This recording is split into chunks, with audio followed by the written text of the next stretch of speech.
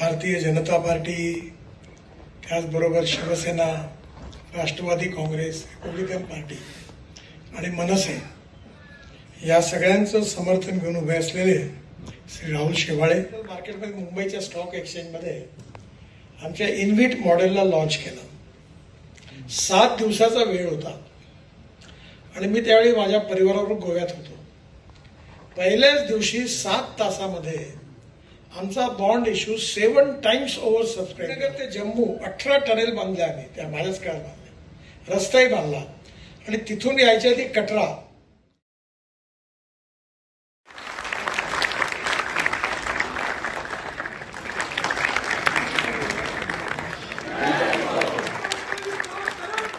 गडकरी साहेबांना विनंती करतो की त्यांनी आपल्या इथे मनोगत ठेवायचं आहे.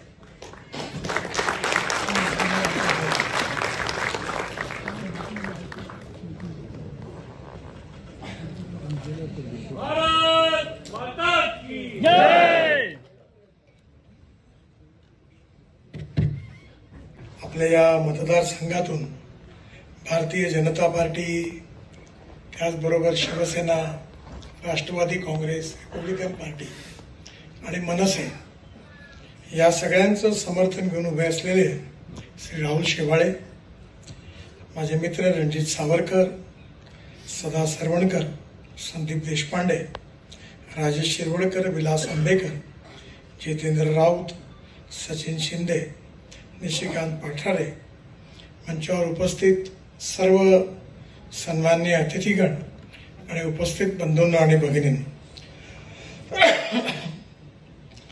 आपली ही जी निवडणूक आहे ही देशाकरता अतिशय महत्वाची आहे. कारण या निवडणुकीमध्ये राहुलजींचं भविष्य घडणार आहे म्हणून ही निवडणूक महत्वाची नाही आहे. ही निवडणूक खऱ्या अर्थाने भारतीय जनतेच्या भविष्याचा निर्णय करणारी आहे. तुम्हाला माहिती असेल की आपल्या सगळ्यांना 1947 साली स्वातंत्र्य मिळालं आणि ज्याचा उल्लेख आता केसरकरांनी केला.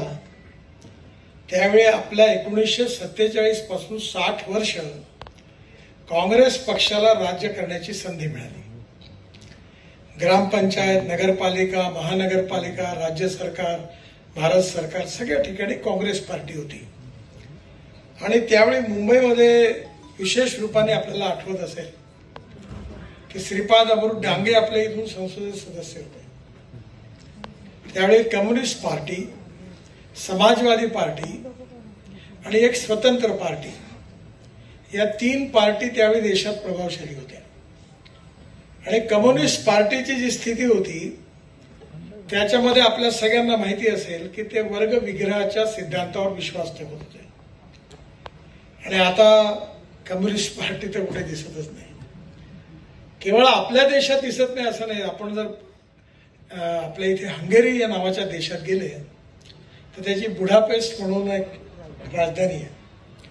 तिथल्या एका बगीच्यामध्ये मार्क्स आणि लेनिन पासून सगळ्यांचे पुतळे उखडून कोपऱ्यामध्ये टाकलेले आहेत. कारण ते कोणी सगळ्या लोकांना एवढा आक्रोश निर्माण झाला कम्युनिस्ट पार्टीबद्दल की शेवटी ते सगळे उखडून फेकून दिले. मला आठवतं मी भारतीय जनता पार्टीचा अध्यक्ष असताना चीनच्या सरकारने आम्हाला इन्व्हाइट केलं होतं आणि त्यावेळी मी शांघायमध्ये गेलो होतो. त्या शांघायमध्ये खूप बिल्डिंगा उभ्या होत होत्या, मार्केट उभे होत होते. तर मी विचारलं हे पैसा कुठून आला. तर जसं आपल्याकडे NRI होते तसे तिकडे नॉन रेसिडेन्शियल चायनीज, मंगोलियन वंशाचे हे जगात खूप श्रीमंत आहेत.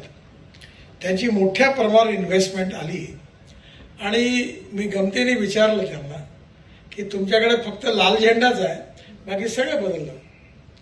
तुम्ही जी अमेरिकन, ज्याला तुम्ही साम्राज्यवादी लिबरल इकॉनॉमी म्हणता, ती तुम्ही स्वीकारली आहे आणि आता फक्त लाल झेंडा, तुमचा कम्युनिस्ट विचार कुठे गेला. तेव्हा त्यांनी असं सांगितलं की देशाच्या हिताकरता ते आम्ही धोरण स्वीकारलं आणि तेही बदलले. मी रशियात गेलो, तिथे हीच परिस्थिती बघितली. त्यामुळे कम्युनिस्ट पार्टी पण नामशेष झाली. त्यानंतर विशेष रूपाने समाजवादी पार्टी याचाही बोलबाला होता.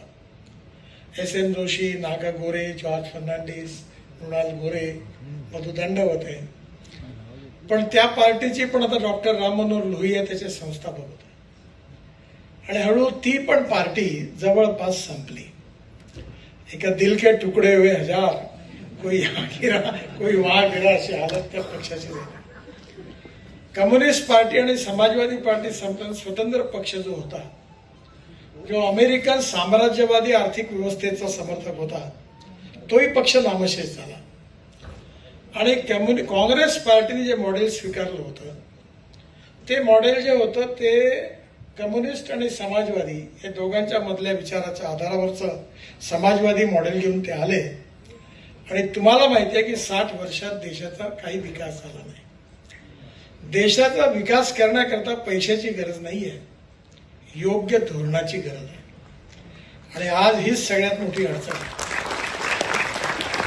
मला आठवतं, आजकाल मी मुंबईत फार कमी येतो, जवळपास येत नाही, पण मुंबईमध्ये जेव्हा 55 उड्डाणपूल बांधायचे होते आणि वरळी बांद्रा सीलिंग प्रोजेक्ट बांधला आम्ही आणि मुंबई पुणे हायवे बांधला, तेव्हा MSRDCची स्थापना केली. आणि मला आठवतंय त्या नेपीएनसी रोडवर टिनाचं पत्र्याचं ते ऑफिस होतं. आणि जेव्हा कॅपिटल मार्केटमधून पैसे मागायचे 1000 करोड, तर ते वाईट दिसायचं. त्यामुळे आर्किटेक्टला बोलावलं आणि म्हटलं की याला असं काही कर की हे दिसायला नको, आणि त्याला सिलिंग लावलं. आणि केवळ 5 कोटी रुपये होते. आणि मनोहर जोशी नाही आहेत, त्यावेळी मी धीरूभाई अंबानींचं टेंडर रिजेक्ट केलं. बरीच कॉन्ट्रोवर्सी झाली होती त्यावेळी. 3600 कोटी रुपयाचं, म्हणजे आजच्या 40,000 कोटीचं होतं. आणि त्यामुळे स्वाभाविकपणे आता हे कसं करायचं, फ्लायओव्हर कसे बांधायचे, 5 कोटी होते. मी कॅपिटल मार्केटमधून पैसे उभे केले, सगळे प्रकल्प पूर्ण झाले, त्याचे पैसे सगळे संपले. आणि आताच्या या सरकारने मुंबई पुणे हायवे मॉनिटाईज करून 8000 कोटी कमावले. म्हणजे खऱ्या अर्थाने आता मी तर इथे तर फार छोटा होता, मी आता गेल्या 10 वर्षात 50 लाख कोटी रुपयाची कामं केली.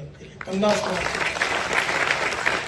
आणि मी नेहमी म्हणतो की पैशाची कमीच नाही आहे. आणि मी पत्रकारांना सांगतो, माझं भाषण नीट रेकॉर्ड करा. आणि मी म्हटलेली एकही गोष्ट झाली नाही तर ब्रेकिंग न्यूज लावा. एकही अजून हिंमत करणारा पुढे नाही.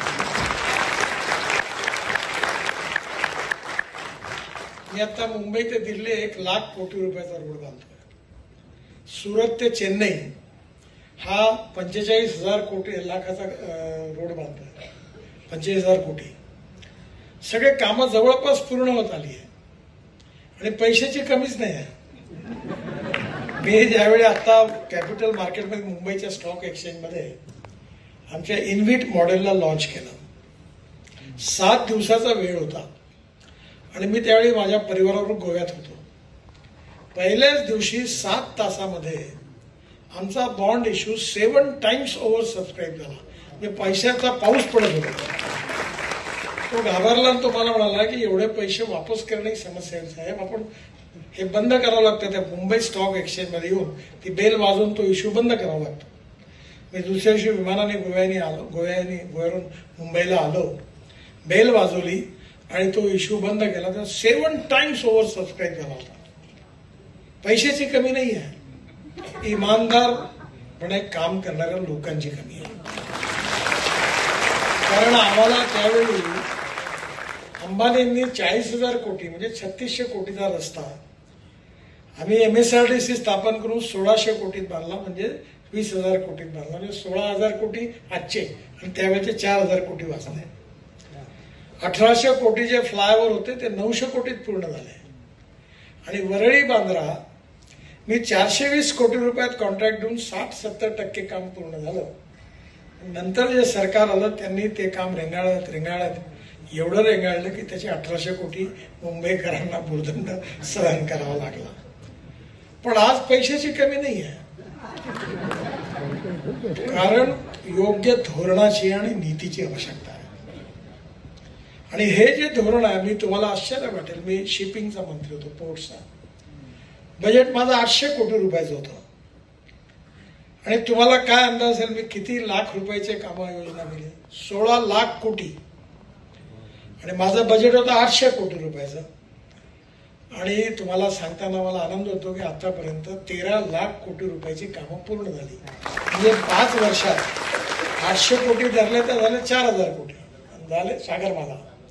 भारतमाला आता मी 35 लाख कोटी हे जवळपास पूर्ण केले. आता नवीन सेकंड फेज करतो. तुम्ही कधीच म्हणत नाही मला पैसे पाहिजे, कारण जे धोरणं स्वीकारली आपण ती महत्वाची आहेत. अटल बिहारी वाजपेयी प्रधानमंत्री होते आणि त्यांनी यावेळी मी मुंबईत विरोधी पक्षाचा नेता होतो, आमचं सरकार गेलं होतं. त्यांनी मला बोलावलं आणि मला सांगितलं की तू आता इकडे बरीच कामं केली शहरात, पण तो आता आपण गावाला प्रत्येक गावाला जोडण्याचा योजना तयार कर. आणि मी 3 महिन्यात प्रधानमंत्री ग्राम सडक योजना तयार केली आणि 6.5 लाख पैकी 4.5 लाख गावांना मजबूत रस्त्यांनी जोडण्याचं काम केलं.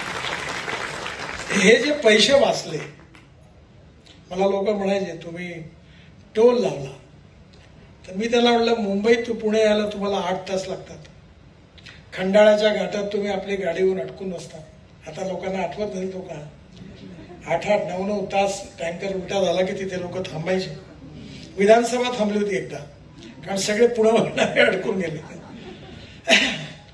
त्या खंडाळ्याच्या घाटात तुम्ही 9 तासाच्या ऐवजी 2 तासात येता, 2.25 तासात. मग 9 तास तुम्ही गाडी चालवली तर पेट्रोल किती लागतं, आणि 2.25 तास चालवलं तर किती लागतं. तुम्हाला जर चांगल्या सर्व्हिसेस पाहिजे असतील तर तुम्हाला काही ना काही तेवढे पैसे पे करावे लागतील. आणि त्यामुळे आज आपल्या देशाचा विकास झाला. एवढा विकास झाला आहे की काश्मीर पासून कन्याकुमारी आम्ही भाषणात म्हणायचो. पण आज स्थिती अशी आहे की तुम्ही जर कधी मनालीला गेले तर मनालीवरून तुम्ही जर वरती जायला रोहतांग पासला जर 3.5 तास लागायचे. आता आम्ही अटल टनेल बांधली 8 मिनिट. तिथून बाहेर आल्यानंतर हिमालयाच्या मध्यवर्ती 8 टनेल बांधले आहेत. काम सुरू आहे 4चं, रस्त्याचंही काम सुरू आहे. तिथून लद्दाख लेहला आलं की लद्दाख लेहवरून पुढे गेलं की कारगिलचं युद्ध जिथे झालं तिथे एक झोजिला म्हणून टनेल आहे, आशियातली सगळ्यात मोठी, 11.6 किलोमीटर. आणि तिचं एस्टिमेट कॉस्ट होती 12,000 कोटी आणि आता आम्ही ती पूर्ण करतोय 5,600 कोटी. आणि त्यातलं 70-80% काम झालं. त्या टनेलमधून पुढे आलं की एक झेडमोड टनेल आहे, ती झाली की श्रीनगर. मग श्रीनगर ते जम्मू 18 टनेल बांधले आम्ही, त्या माझ्याच काळात बांधले. रस्ताही बांधला. आणि तिथून यायच्या आधी कटरा, तर कटरा ते दिल्ली व्हाया अमृतसर हायवे बांधला. तो डिसेंबरमध्ये सुरू होणार आहे. आणि दिल्लीला आलं की दिल्लीवरून डायरेक्ट दिल्ली मुंबई हायवेनी सुरतपर्यंत आलं. तर आता मुंबई, पुणे, कोल्हापूर आणि सोलापूरला दक्षिणेत जाणाऱ्या लोकांना येण्याची गरज नाही. सुरतवरून नाशिक, नाशिकवरून अहमदनगर, अहमदनगरवरून सोलापूर, सोलापूरवरून कर्नूल आणि कर्नूलवरून त्रिवेंद्रम, कन्याकुमारी, चेन्नई, बेंगलोर, हैदराबाद, कोचीन, सगळ्या दक्षिण तिकडे. म्हणजे दिल्ली उत्तर भारताचा माणूस, मुंबईचा अर्धा ट्रॅफिक कमी होईल, कारण मुंबईमध्ये पहिलेच ट्रॅफिक जाम आहे. पुण्याचाही कमी होईल. हा डायरेक्ट तिकडे निघून म्हणजे काश्मीर. त्या टनेलमधून पुढे आलं की एक झेडमोड टनेल आहे, ती झाली की श्रीनगर. मग श्रीनगर ते जम्मू 18 टनेल बांधले आम्ही, त्या माझ्याच काळात बांधले. रस्ताही बांधला. आणि तिथून यायच्या आधी कटरा, तर कटरा ते दिल्ली व्हाया अमृतसर हायवे बांधला. तो डिसेंबरमध्ये सुरू होणार आहे. आणि दिल्लीला आलं की दिल्लीवरून डायरेक्ट दिल्ली मुंबई हायवेनी सुरतपर्यंत आलं. तर आता मुंबई, पुणे, कोल्हापूर आणि सोलापूरला दक्षिणेत जाणाऱ्या लोकांना येण्याची गरज नाही.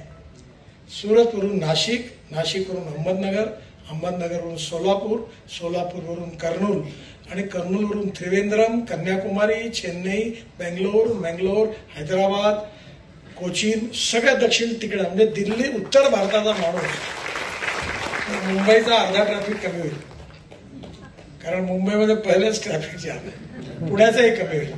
हा डायरेक्ट तिकडे निघून म्हणजे काश्मीर ते कन्याकुमारी हे झालं. आणि दिल्ली ते चेन्नई हे डिस्टन्स 320 किलोमीटर कमी झालं.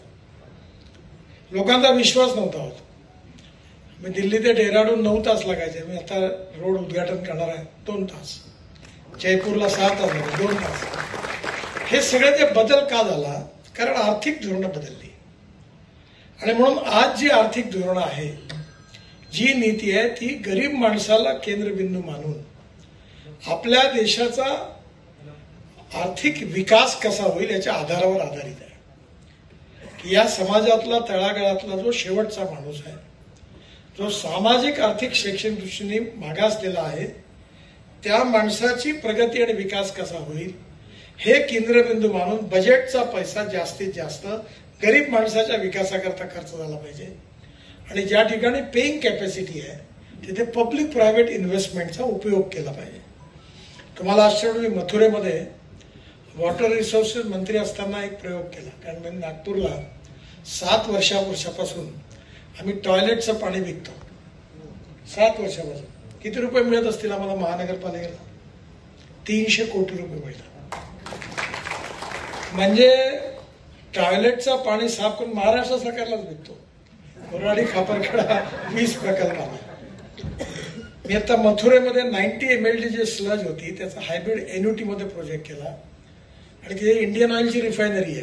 त्यांना बोलवलं चेअरमन साहेबांना, म्हटलं तुम्ही पाणी कुठून घेता? म्हणजे उत्तर प्रदेश साहेब. किती पैसे देतात? 25 कोटी. म्हटलं मी तुम्हाला 5 कोटी वाचून देतो, 20 कोटी द्या. आणि ते सगळा जो घाण पाणी होतं ते शुद्ध केलं, ते इंडियन ऑइलला दिलं आणि 40% केवळ सरकारचे, 60% प्रायव्हेट इन्व्हेस्टरचे. त्रिवेणी इंजिनिअरिंग कंपनी आहे, प्रोजेक्ट चालू झाला, ते देखील यशस्वी झालं. म्हणजे शेवटी तुम्ही जे धोरणं आखता ती धोरणं महत्वाची आहे. काँग्रेसच्या धोरणांनी गरिबी, भूकमरी आणि बेरोजगारी वाढवली. आमच्या धोरणांनी भारताचा विकास केला.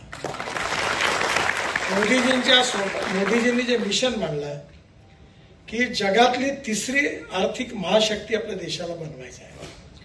$5 ट्रिलियन इकॉनॉमी बनवायची आहे. आणि त्याचबरोबर सगळ्यात महत्वाची गोष्ट म्हणजे भारताला विश्वगुरू बनवायचा आहे. आणि हा जर आर्थिक विकास करायचा असेल तर योग्य आर्थिक धोरण जे आहे ते आम्ही स्वीकारले. आज रेल्वेमध्ये पण त्या धोरणाचा स्वीकार केला. 100 एअरपोर्ट बांधले. शिपिंग आणि पोर्ट्समध्ये आला. मी मुंबई करता एक योजना तयार केली होती की कुठल्याही मुंबईच्या टोकातून 17 मिनिटाच्या आत नव्या मुंबईच्या एअरपोर्ट पोहोचता येईल. कारण जशी पेट्रोल डिझेलची टॅक्सी आहे तशी वॉटर टॅक्सीची योजना तयार केली होती. बीपीटी बदलला. JNPTला 1800 कोटी रुपयाचा फायदा झाला. आज जगातलं 3ऱ्या नंबरचं कंटेनर पोर्ट आहे. आणि मीच मुंबईमध्ये प्रयोग केला होता की विमान समुद्रात उतरवलं, MPBS सी प्लेन.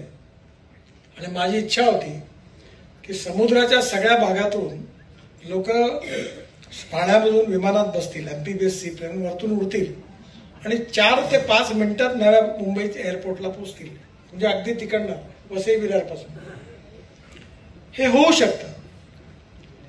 आता मी पुण्यामध्ये 50,000 कोटीचे फ्लायओव्हर बांधतोय. खाली रस्ता, वरती फ्लायओव्हर, त्याच्यावरती फ्लायओव्हर, त्याच्यावरती मेट्रो. आमच्या नागपूरला आम्ही बांधला खाली रस्ता, वरती फ्लायओव्हर, त्याच्यावरती मेट्रो. चेन्नईला बांधतोय. मला देवेंद्रजी म्हणाले तुम्ही हे आधी सांगितलं असतं तर मुंबईत केलं असतं, हे सगळे वेस्टर्न ईस्टर्न हायवे डबल झाले असते. आणि त्याचा खर्च म्हणजे एक पूल बांधायला 100 रुपये, एवढं करायला फक्त 125 रुपये एकाच पिलरवर. कारण टेक्नॉलॉजी बदलली आणि त्यामुळे आज आपल्या देशाचा सगळीकडे विकास होतो आहे. आज अनेक ठिकाणी शेतकऱ्यांच्या दृष्टीने पण अनेक गोष्टी झाल्या, उद्योगाच्या दृष्टीने झाल्या.